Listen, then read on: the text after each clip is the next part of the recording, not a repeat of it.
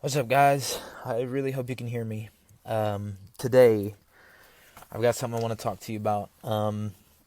So, according to the research that I've done, and hopefully it's the right research, if it isn't, God forgive me for leading your people astray. If it is, God thank you for revealing this knowledge to me. Alright, so as of today, it is Monday, March 23rd, the year 2020. Um, For privacy purposes, I live in the state of Ohio, so that's all I'm going to give. When we're talking times, I'm going to give times as if I'm in Columbus, since Columbus is the capital of Ohio. So today is Monday, March 23rd, 2020. The time that I did this in research was at 12:50. The time right now, I don't know. I don't have a watch, but for purposes of this video, we'll say that it is 1 o'clock p.m. Eastern Standard Time. Sunrise was at 7:30 this morning. The sunset is supposed to be around 7:45 in the evening. In Jerusalem, which is 6 hours ahead of us, it is still Monday, March 23rd, of the year 2020. But since they're 6 hours ahead of us and it's 1 o'clock, it's actually 7 o'clock over there. So it's evening time for them. Their sunrise was at 5:40 their time in the morning, and their sunset is around 6 p.m. their time, which means 6 hours from their time would be 12 o'clock here, which means when we hit noon, they're hitting about sunset evening time, which is kind of a cool reference, and it's awesome that God would have that for me, especially where I live. I wanted to talk to you guys specifically, since we're talking about dates and stuff like that. I wanted to talk to you guys about the biblical New Year, when that starts, and how to calculate it and all that stuff. So, like I said, if my information is wrong, you guys, I'm giving you guys the information so that you can go and check it out for yourself. The reason why I give where I'm at and I also give Jerusalem's time and date and stuff like that is because Jerusalem is where God decided to put his name first. Salvation came from the Jews first, and then it was brought to the Gentile nations. So we need a reference, and thank God for thinking ahead and giving us a reference as Jerusalem. When you start doing your research and you want to, out of the love that you have for God, you want to follow his timeline, right? Because things happen on God's timing, not ours. That's also kind of a teaching in itself when you start looking this up. You want to start being on God's time. That way, you're not left out of the loop. So, from my research, the new year starts in the season of spring. And from what the Bible says, every month starts at the new moon, which makes sense, which is kind of why they call it a new moon, right? New moon, new month. The word for month, I think, is a derivative of the word moon. So, a fun little tidbit there. Anyway, with all of this awesome technology that we have now, and they had technology back then, nothing new is under the sun.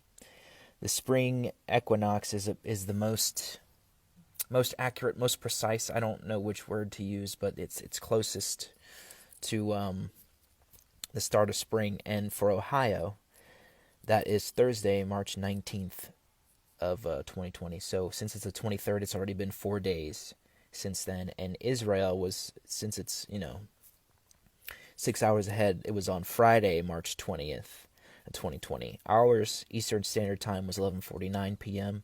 while theirs at Israeli Standard Time was 5:49 a.m. That's why theirs is March 20th and ours is March 19th. But anybody who's into, I can't remember, I always mix this up. I think astrology, right? Astrology is the one with the space and stars and stuff like that. If you study the stars, you know that the spring equinox is longest day of the year. And that kind of makes sense because in the springtime there's light, there's life. So that seems to me like the start of the year. On top of that, the Bible also says that during the Abiv, or depending on your background to Hebrew, Abib, that's around the time that barley and stuff like that and wheat would start sprouting up, and that's the time that they considered springtime. So that's coming up. That's around this time right now in Jerusalem. I'm sure of it. So this is around the time when God told Moses to tell the Israelites in Egypt to get up, and that kind of makes it's kind of funny too how this month is also called March, right? And God called the Israelites to march out of Egypt. So if all of that's true, the spring equinox was a couple of days ago. So it's spring now, but the first new moon to happen on or after the spring equinox is actually tomorrow. For those of us in Ohio, it's Tuesday, March 24th, 2020, at 5:28 in the morning, whereas in Jerusalem, it's actually 11:28 in the morning for them. So 5:28 in the morning on March 24th, if you live in Ohio, that is when the first new moon of springtime is. So that would be the first day. And like I said, doing my research, I'm still trying to figure out everything, because I personally like when things are, straight and even and all of that stuff. But God sometimes doesn't work like that. Who can put straight what God bends? Who can bend what God sets straight? You know what I mean? So it's very fluid. I've come to realize that Hebrew is very fluid. There's not too many straight paths, and even though the way that we're supposed to go was called the long and narrow road, there's still hills and valleys on that narrow road. So it may be, this is the direct way to go, but sometimes direct isn't always direct. Anyway, so tomorrow is the first day of Abiv, which is the first day of Nisan. Both of those words, they are used to mean the first month of the biblical calendar. And depending on what time, what era you come from, you would either say Abiv or you would say Nisan. Nisan is from the Babylonian times. And Nisan wasn't even the first month of the Babylonian calendar, but that's what they called it.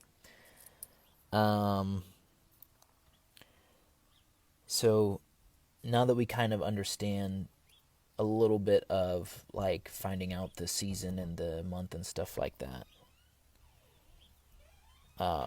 the new moon actually happens when the new moon conjunction, which is when the new moon starts, is when the face of the moon that we can see is 100% black.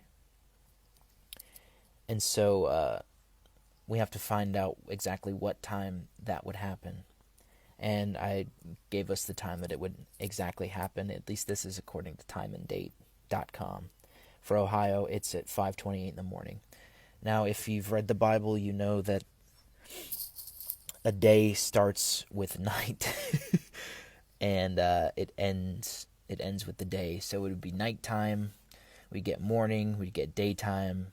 Then we get that evening and that sunset. When that sunset happens, and then it becomes dark, that's when the new day starts. So the new day starts with night, and it ends in light, and that's kind of representative of our walk with Christ. We were once creatures in darkness, and then God brought us to light. Now, I don't know if that to me, from the research that I've done, that to me seems that the way that God has ordered things. So I'm going to go with that. I am a human. I have my flaws. I could be wrong. It could start with the day and end with the night. I don't know. I'll know when God comes. Until then, I'm going to go with what the Bible seems to tell me, and the Bible seems to tell me that a day starts at night.